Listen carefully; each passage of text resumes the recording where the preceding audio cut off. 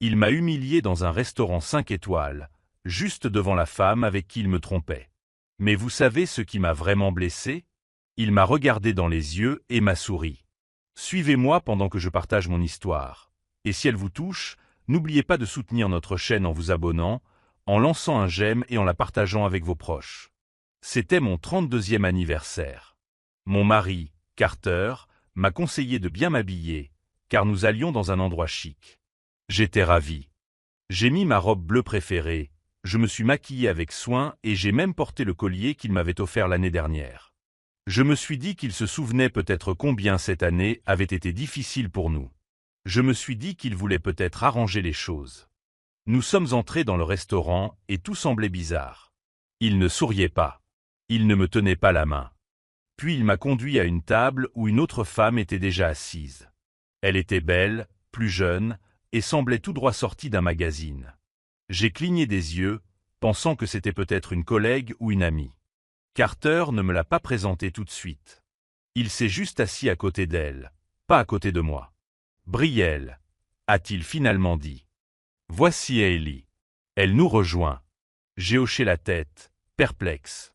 Puis, sans prévenir, il s'est mis à se moquer de moi. « C'est la robe que tu as choisie, » a-t-il ri. « On dirait que tu vas à l'église, pas au dîner. » Hailey Glauser. Mon visage brûlait. Il ne s'arrêta pas là. Il plaisantait sur le fait que je gagnais ma vie en comptant les centimes, tandis que Hailey travaillait dans le marketing. Il disait que ma vie était ennuyeuse et que je n'arrivais pas à suivre les vraies conversations. Les gens assis aux tables voisines se retournaient pour regarder. Je me sentais si petite. Je n'ai pas dit un mot. J'ai juste souri, même si mes yeux me piquaient. Je suis resté tout le dîner, mâchant tranquillement ma nourriture, pendant que Carter et Hailey riaient et flirtaient. Quand l'addition est arrivée, Carter m'a regardé et m'a dit « Sois gentil, prends celle-là. » J'ai payé. Nous sommes sortis ensemble, mais je n'ai rien dit. Une fois dans ma voiture, je me suis enfin laissé aller à pleurer. Les larmes coulaient si vite sur mon visage que je n'arrivais même pas à démarrer le moteur. Mes mains tremblaient. Comment avait-il pu me faire ça, le jour de mon anniversaire? Mais soudain, j'ai compris. J'ai essuyé mes larmes, pris une grande inspiration et suis resté assis un long moment. Ce n'était pas seulement une question de ce soir. Ça s'était construit. Je l'avais soutenu à travers tant d'épreuves. C'était moi qui maintenais notre vie en ordre pendant qu'il tâtonnait d'un emploi à l'autre. Et maintenant, ça? Une claque publique dans mon cœur. Je n'allais pas laisser passer ça. Il me pensait faible. Il pensait que j'allais craquer. Mais il allait découvrir à quel point je pouvais être forte. Tout le monde dans ce restaurant a vu Carter m'humilier. Ce qu'ils n'ont pas vu, ce que personne n'a vu, c'est l'histoire derrière tout ça. Les sacrifices. Les années où je l'ai soutenu quand personne d'autre ne l'aurait fait. Carter n'a pas toujours été comme ça. Quand nous nous sommes mariés, il avait de grands rêves. Il voulait créer sa propre agence immobilière. J'avais tellement confiance en lui que j'ai utilisé mes économies pour l'aider à démarrer. Je travaillais tard le soir comme comptable, encaissant des clients supplémentaires juste pour pouvoir payer le loyer quand ses affaires tombaient à l'eau. Je l'ai encouragé à chaque petite victoire. Je nous ai soutenus tous les deux à chaque échec. Lorsque son entreprise a finalement fait faillite, Carter a sombré dans une période sombre. Il a commencé à boire beaucoup. Un soir, il n'est pas rentré. J'ai appris plus tard qu'il s'était inscrit en cure de désintoxication. Je ne suis pas parti. Je l'ai soutenu, j'ai payé ses soins et j'ai menti à nos familles en prétendant qu'il voyageait simplement pour le travail. Il est resté au chômage pendant 2 ans après cela. J'ai payé les factures. J'ai tout géré. Le loyer. Les courses. Même son assurance auto. Je ne me suis jamais plaint. Je croyais que l'amour signifiait rester fidèle quand les choses allaient mal. Et je suis resté. Quand il a rencontré Hailey, il lui a dit qu'il avait réussi. Qu'il lui avait offert des cadeaux parce qu'il avait de l'argent. Mais la vérité? Ce bracelet en or qu'elle a posté sur Instagram? Je l'ai acheté. Avec mon argent. Depuis mon compte. Carter n'avait même pas accès à nos cartes communes sans ma permission. Tout ce que nous possédions. Notre maison. Notre voiture. Nos économes. C'était en mon nom. Je l'ai fait ainsi pour nous protéger quand il traversait une période difficile. Je n'aurais jamais imaginé que ce serait moi qui aurais besoin de protection. Cette nuit-là, au restaurant, un feu s'est allumé en moi. J'ai arrêté de pleurer. J'ai commencé à planifier. Tranquillement, prudemment, j'ai commencé à rassembler tous les reçus. Chaque message. Chaque document partagé. J'ai sauvegardé nos finances. J'ai créé des dossiers privés. J'ai parlé à un avocat. Je n'ai pas crié. Je n'ai pas discuté. J'ai juste regardé. Et attendu. Carter pensait que j'étais faible. Il pensait que j'allais laisser tomber. Mais j'en avais assez d'être son filet de sécurité. Maintenant, j'allais être la tempête. Quelques jours après l'incident du restaurant, j'ai découvert où travaillait Hailey. Carter avait mentionné son bureau une fois. Sans m'en rendre compte, j'ai donc élaboré un plan. Je suis entré dans un petit café près de l'immeuble de Carter. Et comme je m'y attendais, Hailey était là, seule, sirotant un latte glacé. Et en parcourant les pages de son téléphone, j'ai fait semblant d'être surprise. Hailey? Oh wow. Le monde est petit. Elle leva les yeux, visiblement incertaine de la réaction à adopter. J'ai souri, comme si de rien n'était. Comme si je ne venais pas de découvrir qu'elle couchait avec mon mari. Ça te dérange si je me joins à toi? Demandai-je gentiment. Elle hésita, puis acquiesça. Je me suis assis et j'ai commandé un café, faisant comme si tout était normal. J'ai ri. Et nous avons eu une conversation légère. Je lui ai même fait un compliment sur ses boucles d'oreilles. Elle s'est détendue au bout de quelques minutes. Je pensais probablement que j'étais désemparé ou trop fragile pour l'affronter. C'était exactement ce que je voulais qu'elle pense. Puis j'ai dit, « C'est drôle. Carter ne t'a jamais vraiment mentionné avant le dîner. Vous devez être proches. » C'est là que tout a commencé. Hailey s'est penchée, comme si elle attendait quelqu'un à qui parler. Elle a dit que Carter lui avait dit que j'étais émotionnellement instable, que je dépensais de l'argent que nous n'avions pas, et que j'étais toujours en colère, toujours en train de chercher la bagarre. Elle a dit qu'il prétendait que je ne soutenais pas ses rêves et que j'essayais de tout contrôler dans sa vie. J'ai hoché lentement la tête, faisant semblant d'assimiler ce qu'elle disait. J'ai posé des questions simples et prudentes, comme « Il a dit quand ça a commencé ?» Ouaou! Je ne savais pas qu'il ressentait ça. Pendant tout ce temps, mon téléphone était à côté de ma tasse. Écran noir. Il enregistrait tout. Hailey a continué. Elle m'a dit que Carter me traitait de fardeau, et que j'avais ruiné ses chances d'être heureux. Qu'il était resté avec moi par culpabilité. Qu'il était enfin libre avec elle. Je suis resté calme. Je n'ai jamais élevé la voix ni corrigé. Je l'ai laissé parler. Je lui ai laissé croire que j'étais brisé. Que j'étais juste une épouse pitoyable essayant de comprendre ce qui n'allait pas. Au bout d'une heure, je l'ai remercié pour son honnêteté. J'ai dit que j'appréciais sa gentillesse et son honnêteté. Et je lui ai souhaité bonne chance. Puis je suis sorti du café. Je suis monté dans ma voiture. Et j'ai souri pour la première fois depuis des jours. J'avais ce qu'il me fallait. La preuve. Sa voix. Les mensonges de Carter. Tout était enregistré. Il ne s'agissait plus seulement de chagrin. Il s'agissait de justice. Dès que je suis sorti de ce café, j'ai su qu'il n'y aurait pas de retour en arrière. J'avais la preuve qu'il me fallait. Et maintenant, il était temps de me protéger. Discreetment. J'ai commencé à transférer de l'argent sur de nouveaux comptes sous mon nom de jeune fille. Des comptes dont Carter ignorait l'existence. Chaque salaire. Chaque prime. J'ai dépensé chaque centime que j'ai pu. Je l'ai fait. J'ai puisé dans nos comptes bancaires communs. Et j'ai supprimé le nom de Carter. J'ai annulé les cartes de crédit qu'il utilisait. Surtout celles liées à mon compte professionnel. Au début, il ne s'en est même pas rendu compte. Il s'était tellement habitué à mon aide. Il se sentait tellement à l'aise d'être pris en charge. J'ai ensuite appelé mon avocat. Nous avons mis à jour mon testament et ma fiducie. Et tous les documents juridiques liés à mes biens. La maison était déjà à mon nom. Mais nous avons renforcé les protections. J'ai ajouté des clauses, verrouillé l'accès et laissé toute latitude à l'interprétation. Mon avocat m'a demandé si j'étais prêt à affronter la tempête qui risquait de survenir. J'ai répondu que j'avais déjà connu pire. Quelques jours plus tard, tout a commencé. Carter a essayé de réserver une chambre d'hôtel avec Hailey. Probablement un de ces hôtels sur les toits hors de prix dont il rêvait.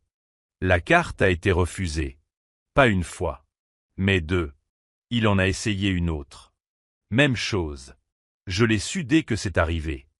Parce que mon téléphone s'est illuminé de textos furieux. C'est quoi ce bordel, Brielle? Tu as touché à mes comptes? Répare ça tout de suite. Je lis tous les messages. Je n'ai pas répondu. L'homme qui me souriait autrefois de l'autre côté de la table avait maintenant l'air d'un idiot devant la femme avec laquelle il me trompait. Et je n'ai pas eu besoin de dire un seul mot. Laissez-le ressentir ce que c'est que de se voir arracher le sol sous ses pieds. Laissez-le paniquer. Laissez-le se demander comment la femme qu'il qualifiait d'ennuyeuse et faible avait soudain 2 longueurs d'avance. Je n'allais pas discuter. Je n'allais pas me battre. J'avais déjà gaspillé trop d'énergie pour quelqu'un qui ne l'avait jamais mérité. Ce n'était pas seulement une vengeance. C'était la liberté. Et ce n'était que le début. Quelques jours après le fiasco de la carte de crédit de Carter, j'ai reçu un message. Cette fois de Hailey. Il était court. Dis-moi, on peut parler? Il y a quelque chose qui cloche. J'ai attendu un moment avant de répondre. Puis j'ai répondu. Bien sûr. Tu veux venir prendre un café? Une conversation entre filles? Elle a accepté. Quand Hailey est arrivée, je l'ai saluée comme si nous étions de vieilles amies. Je lui ai souri chaleureusement, lui ai proposé de m'asseoir dans le salon et lui ai apporté du café avec des viennoiseries de la boulangerie qu'elle aimait. Des détails que j'avais trouvés sur ses réseaux sociaux. Elle a regardé autour d'elle, visiblement surprise par la maison. Je le voyais dans ses yeux. La décoration soignée. L'éclairage tamisé. Le luxe tranquille. Ça ne correspondait pas à l'épouse fauchée et amère que Carter avait décrite. « Oh, waouh !» dit-elle en regardant autour d'elle. « Votre endroit est magnifique. »« Merci », répondis-je d'un ton détaché. Juste de petites attentions au fil du temps. Nous nous sommes assis et avons discuté un peu. Mais elle n'a pas patienté longtemps. « Carter se comporte bizarrement », a-t-elle dit. « Et l'hôtel. Sa carte a été refusée 2 fois. Il était tellement en colère. Je lui ai demandé s'il y avait un problème avec ses comptes et il m'a répondu sèchement. Il a dit que tu avais dû tout gâcher. J'ai hoché la tête lentement, la laissant se défouler. Puis je me suis levé et j'ai dit, en fait, puisque tu es là, je peux peut-être te montrer quelque chose. Elle m'a suivi dans mon bureau. Des années de factures étaient soigneusement disposées sur le bureau. Factures. Reçus. Relevés de compte. Une photo encadrée de Carter et moi à notre mariage.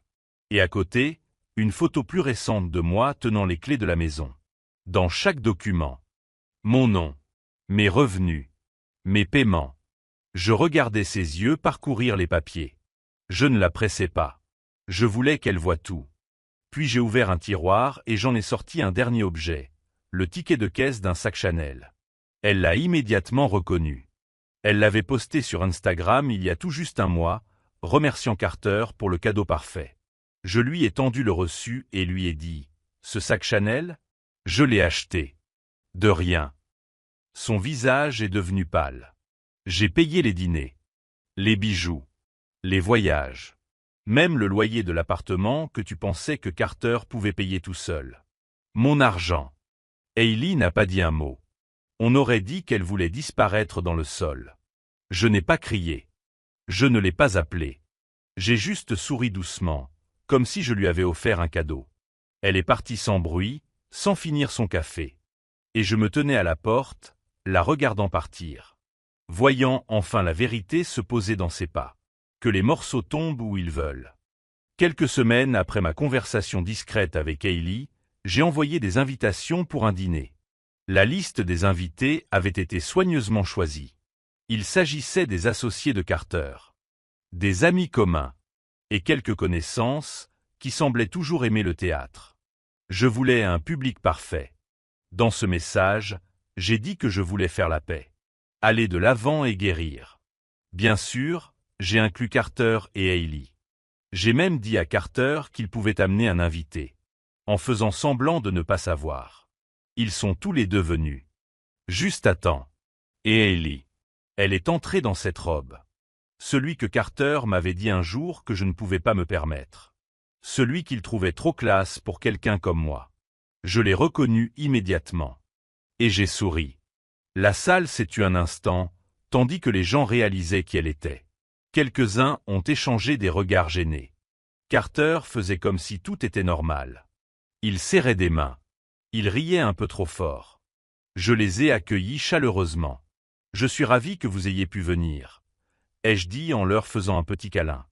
Hailey semblait mal à l'aise. Carter semblait perplexe.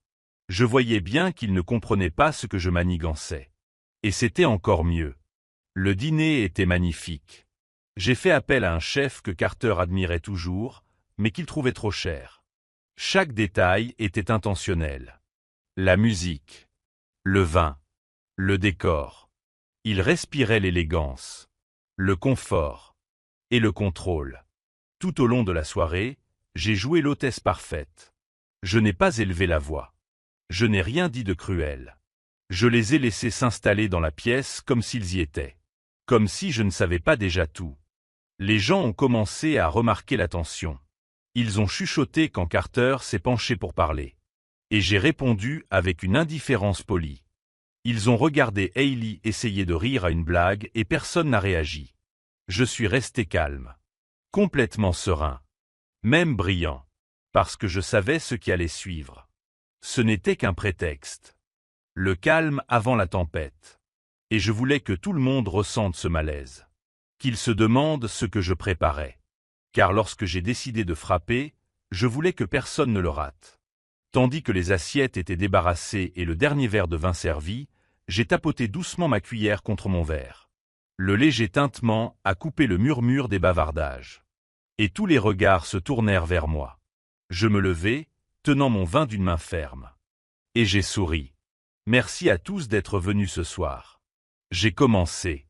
Ma voix était calme et chaleureuse. Je sais que cette soirée était inattendue. Surtout pour certains d'entre vous. Mais je voulais prendre un moment pour exprimer ma gratitude.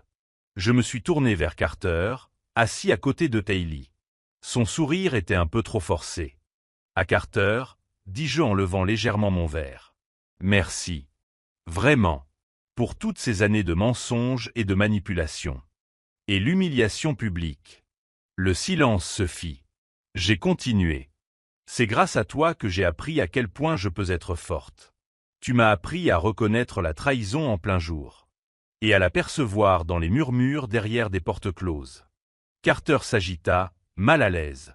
Hailey fronça les sourcils. Je posai mon verre. Et j'ai pris une petite enveloppe sur la table d'appoint. Tu vois, ai-je dit, en faisant lentement le tour de la table. Cette soirée n'est pas seulement consacrée à la nourriture et au vin. Elle est aussi une question de vérité. J'ai ouvert l'enveloppe et en est sorti une pile de reçus imprimés. Voilà le sac Chanel, dis-je en posant le reçu devant Hailey. Payé avec mon compte. Ses yeux s'écarquillèrent. J'en laissai tomber un autre. Voici la réservation d'hôtel. 3 nuits à Miami. C'était aussi pour moi. J'ai brandi un dossier. Capture d'écran de SMS. Virement bancaire. Email que Carter m'envoyait en prétendant que j'étais folle et fauchée. Interessant, non? Des exclamations de surprise résonnèrent dans la salle. Carter s'éleva brusquement. Ça suffit, dit-il en essayant d'attraper les papiers sur la table. Je reculai. Calme-toi. Assieds-toi, Carter. On n'a pas fini. Il s'est figé. De mon sac, j'ai sorti une enveloppe Kraft. A pay. Legal. Je me suis dirigé vers lui. Je le lui tendis lentement. Papier de divorce, dis-je. Déjà signé. Vous constaterez que tous les biens ont été supprimés de votre nom. La maison. Le mien. Les comptes sont clos. Vous êtes libre. Pour vivre honnêtement, pour une fois. Si tu peux, le visage d'Ale pâlit. Elle fixa les reçus. Les captures d'écran. Puis Carter. Tu as dit qu'elle était violente, murmura-t-elle. Tu as dit qu'elle n'avait rien. Je me suis retourné vers les invités. Encore une fois. Merci d'être venu. Le dîner est pour moi. Mais le spectacle est terminé. Puis je suis sorti, laissant Carter sans voix. Haley Bolivar C. Et tous les autres, stupéfaits et silencieux. Carter s'est présenté à mon bureau le lendemain matin. Les yeux rouges. Le costume froissé. Tenant un bouquet de fleurs fanées, il ne ressemblait en rien à l'homme sûr de lui et suffisant du dîner. « Brielle, dit-il. Voix tremblante. S'il vous plaît. On peut parler ? Je n'ai même pas levé les yeux. Il n'y a plus rien à dire. Il a supplié. Il a dit qu'il avait fait une erreur. Qu'il était perdu. Que aller ne signifiait rien. Qu'il était perdu sans moi. Il a même essayé de pleurer. Là, dans le couloir. Mon assistante l'observait dans un silence gêné. Plus tard dans la journée, j'ai reçu un message de Palais. Juste une phrase. Je l'ai bloqué. Je suis désolé. Apparemment, après le dîner, elle a fait ses propres recherches. Elle a trouvé les mensonges. Les dettes. Les histoires qu'il racontait aussi à d'autres femmes. Elle n'était qu'une parmi tant d'autres. Pendant que Carter s'enfonçait dans la spirale infernale, je suis resté concentré. J'ai vendu la maison et emménagé dans un bel appartement du centre-ville, avec de grandes fenêtres et un cadre paisible. J'ai fermé tous les comptes partagés. J'ai coupé tous les ponts. Et je me suis assuré qu'il n'ait accès à aucun centime. Au début, il a essayé de lutter. Il a dit que je lui devais quelque chose. Il a dit que j'avais ruiné sa vie. Mais la vérité, c'est qu'il a tout gâché lui-même. Des amis m'ont dit qu'il dormait sur le canapé de quelqu'un, qu'il sautait d'un endroit à l'autre. Il a du mal à tenir le coup. Il a perdu son emploi. Apparemment, la nouvelle se répand vite dans le monde de l'immobilier. Son charme n'a pas pu le sauver quand les gens ont découvert ce qu'il avait fait. Et moi? J'étais épanoui. J'ai recommencé à dormir toute la nuit. J'ai acheté une nouvelle garde-robe, suivi des cours de yoga et retrouvé des amis que je n'avais pas vus depuis des années. J'ai souri davantage. J'ai ri plus fort. Pour la première fois depuis longtemps, je me suis senti à nouveau moi-même. Ni la femme de Carter, ni celle qui répare ses erreurs dans l'ombre. Juste Brielle. Un soir, alors que je contemplais la ville depuis mon balcon en sirotant du thé, j'ai reçu un autre message. Cette fois, d'un numéro inconnu. Un seul mot. S'il vous plaît. Je l'ai bloqué. C'était sa réaction. Et ma liberté. Sedona était un lieu calme, comme mon cœur ne l'avait pas connu depuis des années. J'ai réservé une petite cabane nichée dans les rochers rouges. Loin de la circulation.